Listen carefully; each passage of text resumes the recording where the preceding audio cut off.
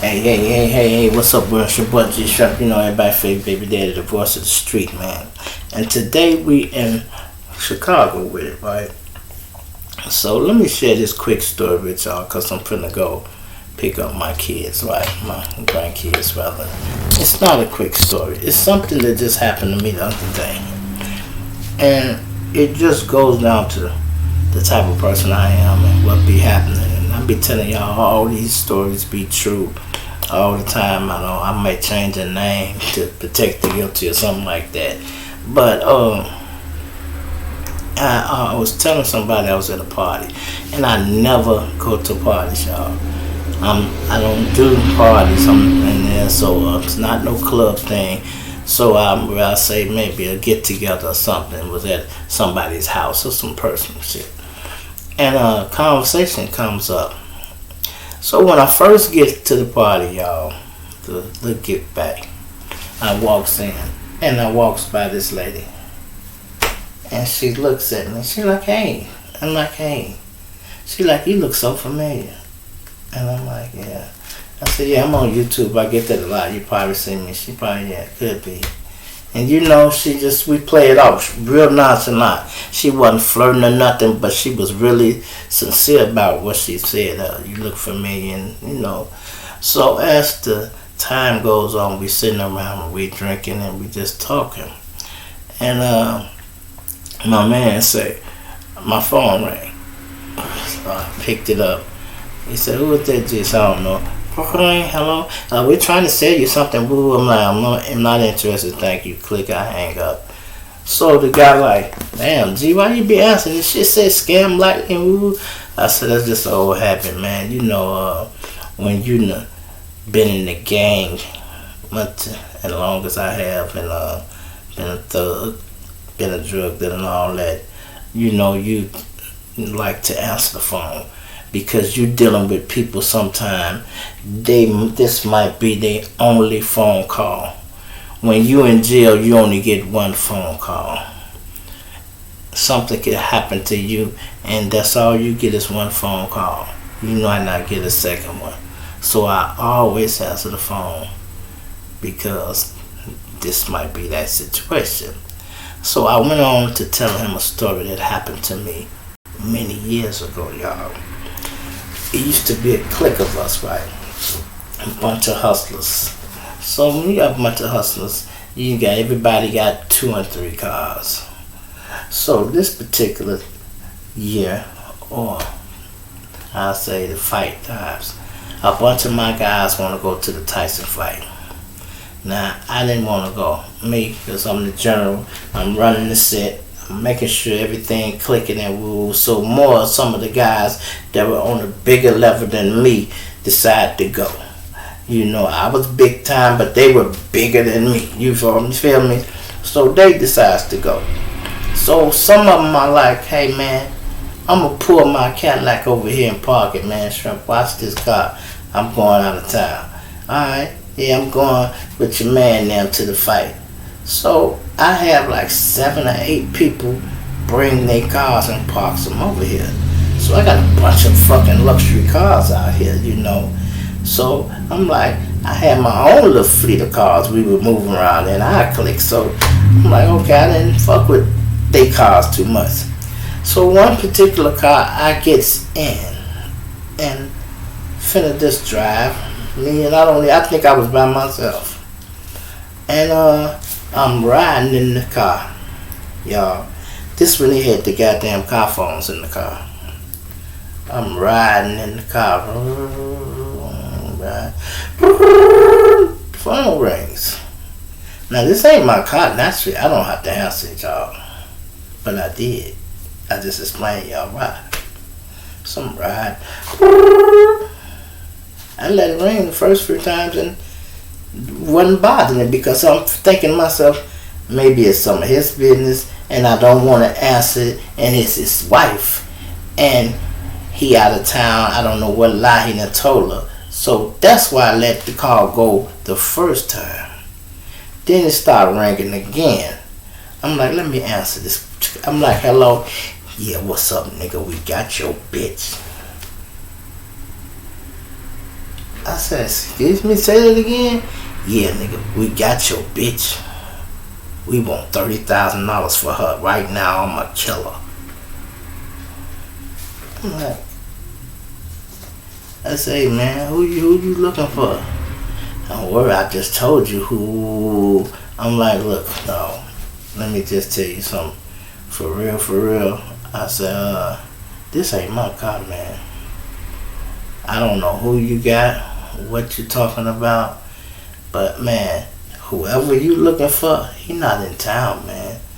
And if y'all want to keep that woman a week, then fine, that's what you do. But you know, $30,000, I got no $30,000, fam. I cannot help you. Nah, I can give you 10, man, if you don't hurt that woman. I got 10 I can give you, but that's all I got. No, we want $30,000 and we're gonna kill the bitch, fam. I hangs up, click. You know, I'm like, and I'm really confident with it, because I'm like, I don't know. Phone rings back. Yeah, now what you say? I said, man, I only got 10, family. I said, the person y'all looking for is out of town. You know, y'all go have this woman a whole week. I said, I know what part of the game this is, man. I don't mind paying for somebody because I know my guy might like this person. I don't even know who she is. But I would give you that 10 to get her, as long as you don't hurt her. He like, yeah, all right, meet me, woo. And you know, he give me the little spin, put in the alley, drop, such. I'm like, yeah, all right. So, you know, I do exactly what they say, y'all. Take the money, drop it in the garbage can, keeps going. And I tell him before I had talked to, before we had made arrangements for me to drop the money, I tell him, man, when you let the woman go, tell her to call the car phone. So they kept their word, y'all. I dropped the money, and they lay up here and let the girl go, and we going on about our business. I picks her up. She's so happy, y'all. You know, she get out of wherever she was at, and you know, long story short, you know, I made her straight. She's safely, right? Now this didn't happen to me twice, because if you watch my show, I know this is the second woman I done paid for. But by this time, I hadn't done the second one yet. You know, this is the first kidnapped person I ever paid for, and that was real quick. The second was a little more, I was more closer to. I didn't know this one here at all. So, like I say, I was at the party and I was telling this story. And the guy like, oh my God, man. I'm like, what? He like, that sound like some shit happened to my auntie. And he jumped up and ran in the other room. And he brought her back. And he set her here. And he said, auntie, she like, yeah. Tell me that story about what happened to you, how you got kidnapped when your man was out of town. And one of his workers, you think paid for you. She tells the story, y'all, identical to what I just said. I swear to God, I had tears in my eyes. And I'm looking, I'm like, oh my God. She like, what? She said, don't tell me that's you. She jumped up, I swear to y'all, she jumped up. She was a little on the heavy side. She jumped up, the whole fucking table flipped over. Boom! And she just ran over there, grabbed me, hugged me. I mean, we like to fell down. She hugged me so hard. And you know, people, they weren't even tripping on the table, because they know she been telling this story for 20-something years. And she said, I can't wait, if I ever see that guy, I would just hug him to death, because he didn't have to even get involved in that situation, because she knew I didn't know her. And I didn't work for her guy. I was associate him through some other people. He was just one of my partners, hustling friends, brought his car and dropped it off. I just happened to drive his car that day, and I end up in that situation. And man, she was so happy, man. Me and her done talked 100 times since then. She done introduced me to her husband and everything. She said she turned her life around that day. And she been doing real good, man. But it just funny and ironic how small the world is. You'll run into these people again. And you know, I be saying, these stories be 100% real, I be telling. So for me to bump into her like that, I'm like, wow. You know, but I was just in that kitchen telling the same story. And the guy like, man, that sounds like what happened to his auntie. And she said it. When she walked by me, she like, boy, you look so familiar. She said it, and she like, man. Because she came, because after I got her, y'all, and she came, she spent the night with me. Because whoever he was, her and him, they had an apartment, but I think she was more like his side woman or somewhere. But I don't know how it went. He had her put up somewhere, wherever it was. I think she was scared to go back to the house that they kicked the door down at. So she said, I'm not going back to that motherfucker place. She like, if he out of town, fuck that, I'll stay with you until he get back. And you know, when we talk to a guy, he like, yeah, can you hold her down, man? I'll take care of you when I get back, man. Just make sure she good, eat good. If she need to use the car, you know, let her do what she got to do.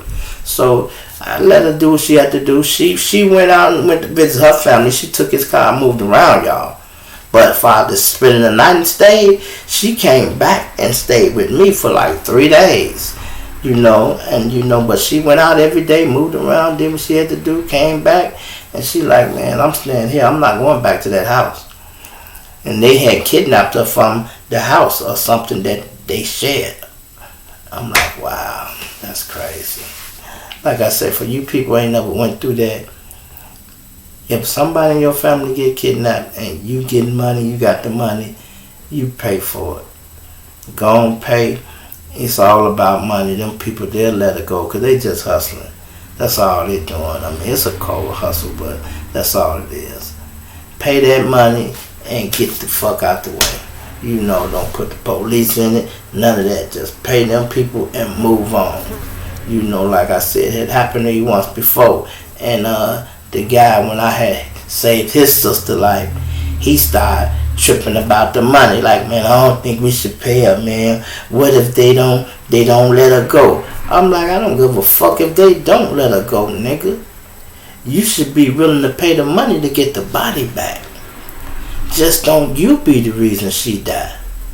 You don't want to refuse payment and then they kill her because you didn't pay, and then come to find out they had good intentions on letting her go anyway.